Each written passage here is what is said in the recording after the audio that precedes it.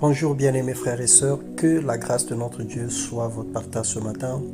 Notre Dieu, l'Éternel est grand, ses bontés divines se renouvellent chaque jour dans nos vies. Sa paix inonde nos cœurs et sa main nous touche. Peu importe la distance que nous créons entre lui et nous, le Seigneur use toujours d'amour en notre faveur. Ce matin, nous allons parler de la prière de la foi, qui est une ferveur et l'audace pour pouvoir obtenir de Dieu ce que nos cœurs désirent. Si nous n'avons pas de foi, nous ne serons jamais agréables à notre Dieu. Dans Marc, le chapitre 11, le verset 23, il est écrit « Je vous le dis en vérité, si quelqu'un dit à cette montagne, ôte-toi de là, jette-toi dans la mer, et s'il ne doute point en son cœur, mais croit que ce qu'il dit arrive, il le verra s'accomplir. » Prier, bien-aimé, c'est parler à Dieu. Quel que soit ce que nous disons, nous avons besoin de croire qu'il existe, qu'il nous écoute et qu'il peut nous accorder ce que nos cœurs désirent, selon Hébreux 11, 6. La prière de la foi se fait à base d'une garantie. La garantie n'est autre que la parole que le Seigneur aura prononcée, inhérente à notre situation. La volonté de Dieu exprimée au travers d'une promesse biblique ou une révélation qui nous serve de point d'ancrage. Il faut également faire mourir toute parole négative, parce que les paroles négatives tuent les paroles positives. C'est un poison sur nos confessions, parce que la vie et la mort sont au pouvoir de la langue. Il faut chasser l'illusion, refuser la comparaison, vivre selon la parole de Dieu et être dans la vérité et non dans la réalité.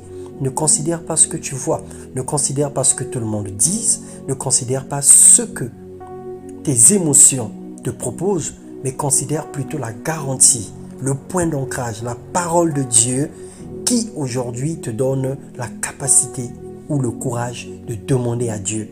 Accroche-toi à cette parole.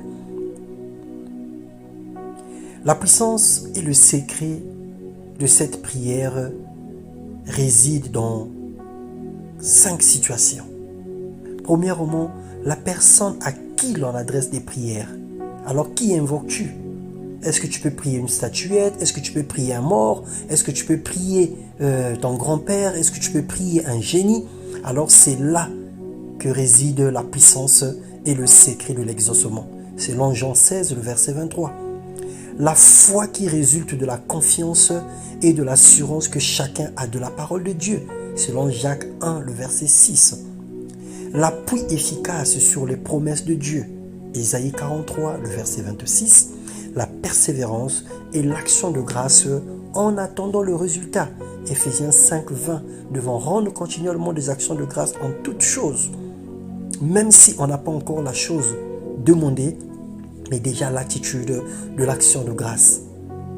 Et l'ultime aide du Saint-Esprit, la prière en esprit. La Bible déclare que quelquefois nous ne savons pas quoi demander dans nos prières, mais le Saint-Esprit, par des soupirs inexprimables, intercède pour nous. Il reformule les prières mal adressées. Il nous aide à communiquer avec Dieu. Alors de ces 5 points dépendent la puissance et le secret de l'exaucement. La vie spirituelle est une vie de foi.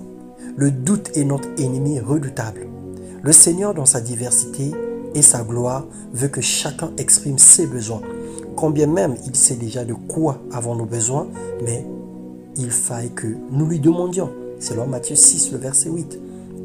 La foi est la clé qui nous donne la force de déplacer les montagnes.